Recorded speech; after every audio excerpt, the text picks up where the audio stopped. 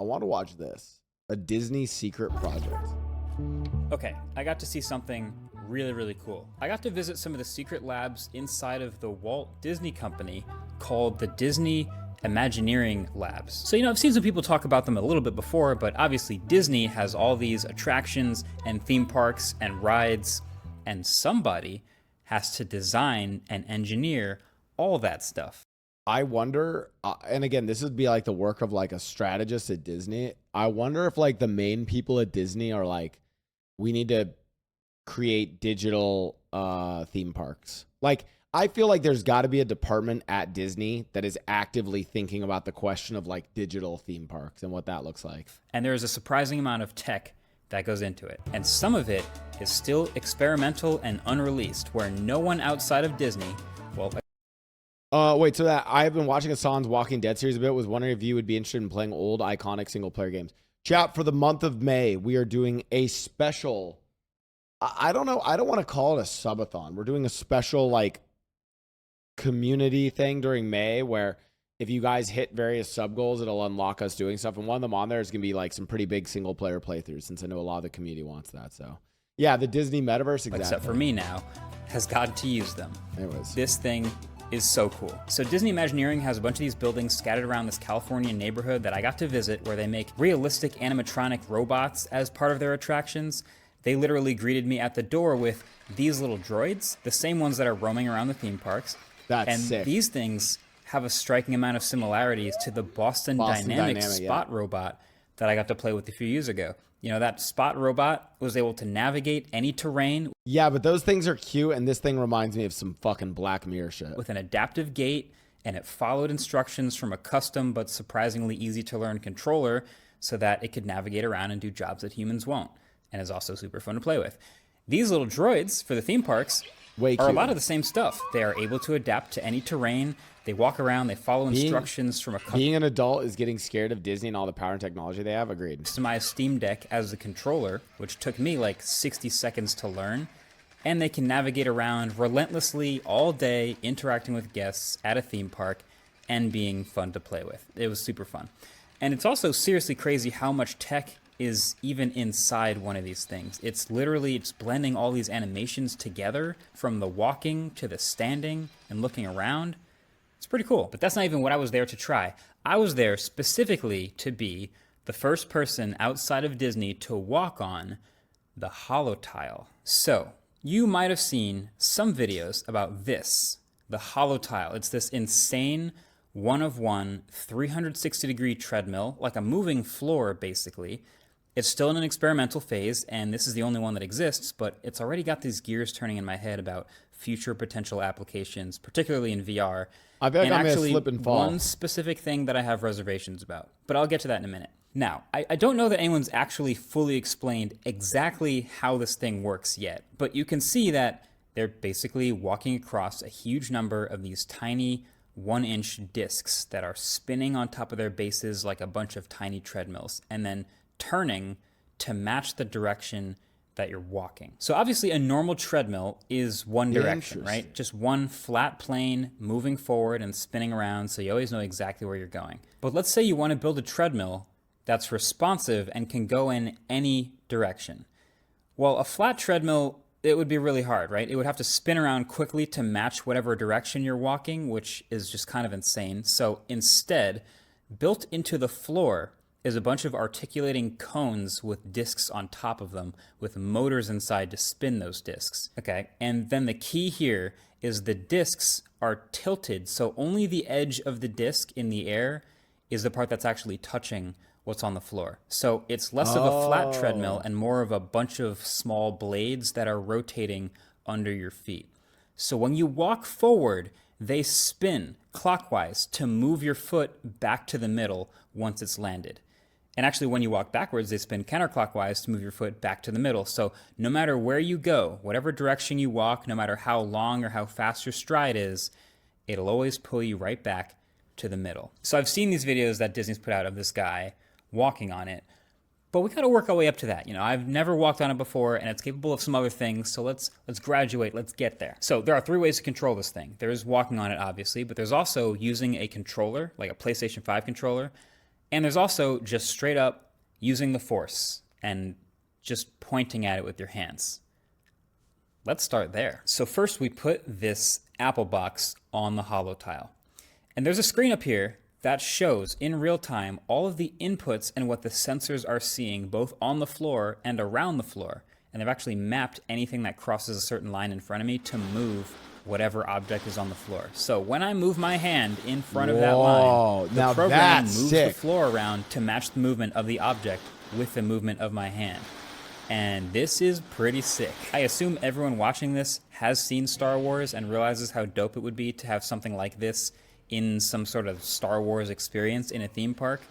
So this is already super cool. But then the first time I actually get on the Holotile myself is in a chair and with a PlayStation controller. So I am going to be in a chair where the chair is on a piece of wood, so it's just flat bottom.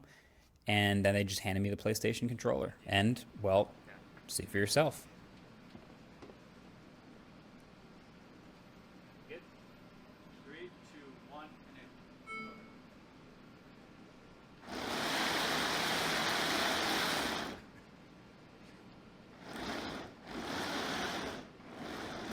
Wait, that's sick. That's sick. So the left joystick is mapped to control position, and the right joystick controls rotation. Oh. So you can spin around and move around freely and actually get pretty quickly used to this thing. And if you're wondering, yes, I can steer myself completely off of the floor. It would let me. I was just kind of trying to be careful to not fling myself off the edge. But it moves so fast.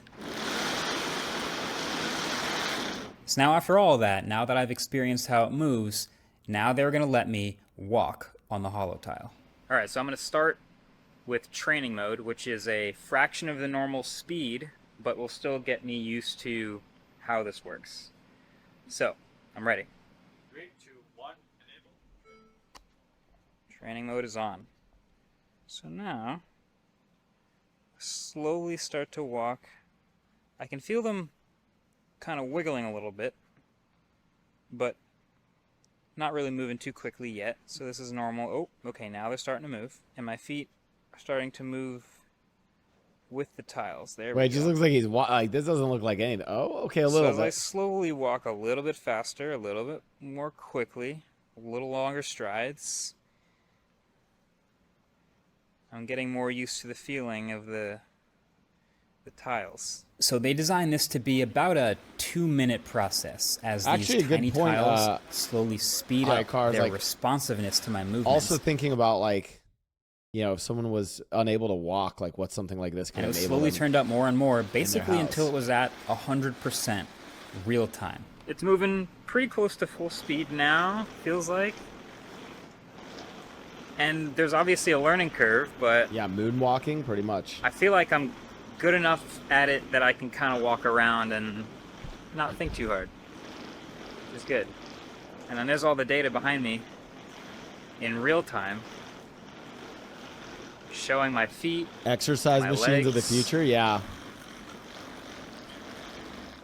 So walking on this, I noticed a couple things. First of all, as you've heard through this video, it's pretty loud. Like, this is going to be something they definitely are going to want to work on, especially if it's something that'll be a part of a theme park someday, or maybe even in someone's home. But also, I found it fascinating. You're never actually quite walking in a perfectly straight line. Like, it can feel pretty close if your foot happens to line up along a row of discs that are all aligned in a way from the center. Oh, but like other times you're just kind of gliding over the top of a bunch of these ridges, and you're not moving in a perfectly straight line. I imagine a future version of this looks like a whole bunch of much smaller and more numerous discs that are just as powerful as they are, which is clearly an engineering challenge, or an Imagineering challenge. So, yeah, this takes some getting used to. Bro, what a cool place to work. I know that because I got to hang out with the inventor of the Holotile, Lanny Smoot. He's been at Disney for more than 20 years. He's got more than 70 patents, including the way the BB-8 rolls around the park, the real-life lightsabers, just to name a few. He's kind of a legend. And yeah, this guy's incredible on it. He was showing me that you can have 2 people on it at once. They were playing a multiplayer racing game, like controlling a BB-8 around a course by jogging around. And it seemed to work pretty well, aside from being pretty small. Obviously, this would work better if they had more of these floor tiles. But then what I found the most crazy is using this floor with a VR headset on. So this is what you would expect it to be for VR, right? And there's been some other 360-degree treadmill type of videos I've seen, other types of inventions used for VR, and they work, but the one thing that's hard about these, and it's hard to explain through video, but the difference between what your eyes see and what your body and brain feel, that disagreement. So meaning, like, this has always been true. If you look down at your phone a lot in a moving car, right? Your eyes are seeing something still. They see your body sitting still, but then your brain and your inner ear feels you moving around, moving forward. And so the disagreement between what your eyes see and what your brain feel, that's what can give you motion sickness. That's what feels bad. And so if you think about it, it's the same thing with this moving treadmill in VR. You put the headset on and you start walking, and your eyes see that you are walking down a moving hallway. You're moving forward, but your brain, because you're walking in place, doesn't feel that it's supposed to be moving forward. So again, there's a disagreement there. So with the Holotile, I got to try putting on an Apple Vision Pro and actually walking around a 3D constructed environment. You can't see it, but I'm in like a holodeck in Star Trek or something. And I've got a harness on because it turns out this is really hard. My eyes see the movement and my legs are trying to walk forward and my feet are sliding around, but my brain thinks I'm not supposed to be moving forward. So it's confusing. It's hard to just trust it and walk. Plus there's the extra layer of sometimes it moves you backwards a little bit to the center. So I was taking all these baby steps. Meanwhile, though, watch Lanny do it and he's just incredible at it. Like, he had the headset on. He was walking around confidently through space, exploring a virtual world. Pretty sure it's like a virtual Disney theme park type of thing. Disney theme park. That's the type of thing that feels the most like the future. Just free form, exploring some huge space, walking around in the comfort of your own home maybe, and that would be amazing. And if this thing can continue to be developed, maybe, just maybe, it can get us closer to that reality someday. Either way, that is definitely dope tech. I'm glad I got to see the first version of this, and I'm very curious and excited to see future versions. Disney, please invite me back. I want to see what the future of this actually looks like. I still think the thing I like the most about the way this was framed is its use for theme parks and not its use for like VR at home. I've already told you, chat, many times, I'm super skeptical of VR. This reality looks sad as fuck. Yeah, I can see that.